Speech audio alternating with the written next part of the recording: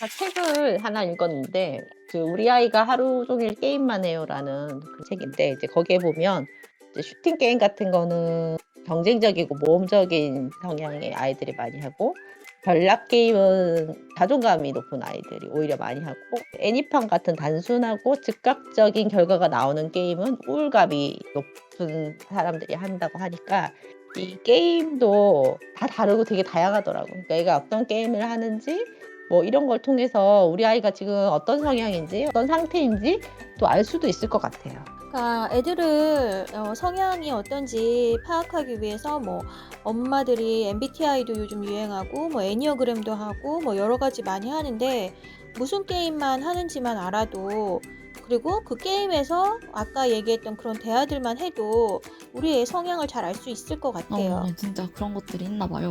약간 좀 신기한 게 저도 그렇게 말씀해 주신 게임을 종류별로 좀 다 해 봤거든요. 그런데 거기서 만나는 사람들마다 성향이 조금씩 달라요. 약간 특히 전략이 필요한 FPS 게임을 하다가 보면은 진짜 감탄해요.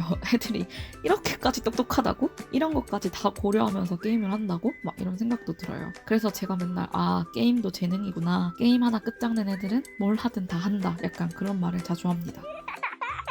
전에 인터넷에서 백종원 선생님 얘기를 본 적이 있는데요. 백종원 선생님이 하는 이런 RPG 게임에서 어떤 역할을 맡은 팀원이 앞으로 게임을 못 하겠다고 해서 왜 그러냐고 하니까 그 팀원이 이제 취직을 해야겠다고, 그래서 백종원 선생님이 본인 회사 주소랑 연락처를 주고서 면접을 보러 오라고 해서 거기서 이제 인연이 돼서 계속 같이 일을 했다는 얘기를 들은 적이 있거든요.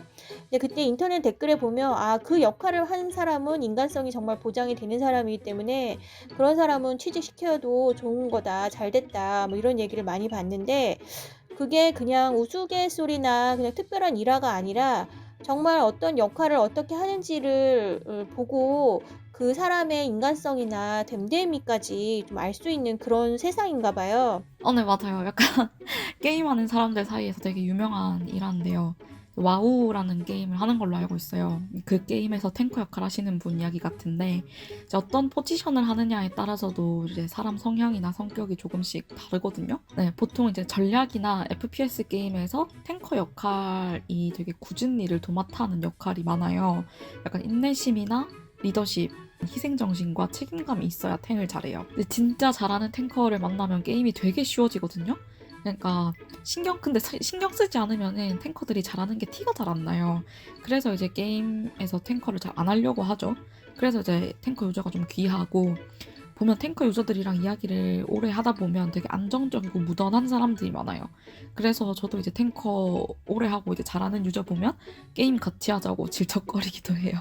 어쨌든 이제 어떤 게임을 하느냐, 어떤 포지션을 맡느냐, 뭐 이런 거에 따라서 이제 성향이 다른 것들을 다 알 수 있지만, 이제 게임을 즐기는 사람들의 공통점 중에 하나가 성취 지향적이다라는 거거든요. 이제 게임에서 또 무슨 성취를 얻느냐는 사람마다 달라서 이야기를 아이들하고 직접 나눠보시는 게 좋겠지만, 우리 아이가 어떤 것을 목표하고 이루는 것을 좋아한다 정도는 이제 알 수 있겠죠. 근데 우리가 계속 얘기를 하다 보니까 아까 그 용용님은 그런 게임에서 여러 사람들을 만나고 그 사람들에 대해서 궁금해지고 뭐 그런 것들이 나중에 이제 미디어학을 전공하게 되는데도 영향을 미쳤다고 그렇게 말씀을 하셨는데요. 걱정이 되는 거는, 아무래도 게임을 오래 하다 보면 오래 하고 있는 사람들에는 아까 얘기했던 것처럼 뭐 결핍이 좀 있고 우울감이 있고, 이래서 오랫동안 게임을 많이 하는 사람들이랑 접촉할 그럴 기회가 많이 생기는 거잖아요. 그래서 모든 엄마들이 우리 애는 좀 건강하고 좋은 친구들하고만 만났으면 싶어 하는데, 온라인상에서 좀 이런 위험한 상태인 사람들과 소통을 하는 거는 좀 걱정스럽지 않을까, 그런 염려가 들거든요. 이 문제가 말하기 조금 조심스럽지만, 게임에는 진짜 다양한 사람들이 많아요. 말씀하신 것처럼 이제 결핍과 욕망, 우울감을 가진 게임의 중독 현상을 겪는 사람들도 있고요. 가볍게 취미로만 게임을 즐기는 사람들도 있어요. 그리고 또 이제 할 거 다 하면서 게임도 잘하는 그런 똑똑한 사람들도 많아요. 사실 이제 우리가 일상 현실 세계에서도 너무 다양한 사람들을 만나잖아요. 그런 것처럼 이제 온라인 세상에도 좋은 사람이 있고 나쁜 사람도 있습니다. 이제 어른들이 걱정하시는 바가 뭔지 너무 정확하게 잘 알고 있어요, 저도. 특히 저는 제가 여성 유저다 보니까 이제 어린 여자 게임 유저들이 만나는 이제 성인 남성 어른들의 약간 그런 안 좋은 점도 걱정이 돼가지고 웬만하면 자기 가치관이 정립되기 전까지는 게임이나 온라인에서 남자 만나지 말라고 하거든요. 이제 물론 부정적인 관점도 너무 많고 저조차도 그렇게 생각하는 면이 있지만 이미 젊은 친구들한테 이제 온라인 세계는 또 다른 세계라고 계속 말씀을 드리고 있어요. 막을 수가 없어요, 진짜. 이제 온라인 세상에서 시작된 변화들이 현실에까지 영향을 미치고 있고 그거를 거부할 수가 없는 시대라고 생각을 합니다. 그래서 이제 온라인에서 누구를 만나고 그 사람과의 만남을 현실로 끌고 오는 게 너무나도 익숙해진 사회라는 거죠. 그런데 걱정하시는 것도 이해를 한다고 말씀을 드렸었잖아요. 현실에서 나쁜 사람 마주치는 거랑 똑같이 온라인 세상에서도 반드시 이상한 사람을 만나게 돼 있어요.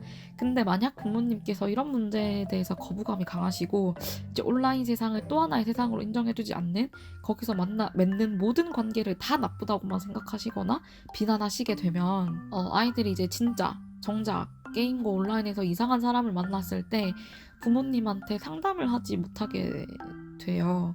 저는 그게 굉장히 위험하다고 생각을 합니다. 이제 애들은 자기가 재밌는 거는 이제 어떻게든 숨겨서 부모님을 속여서라도 하잖아요. 못하게 하면 어떻게든 하는 방법을 찾는 게 아이들이라고 생각을 해요. 그래서 이제 전편에서 말씀드린 게임에서 하는 소통법, 이제 그 3가지 질문들을 통해서 아이들이 온라인 세계를 건강하고 즐겁게 즐길 수 있도록 부모님들이 좀 도와주셨으면 좋겠어요.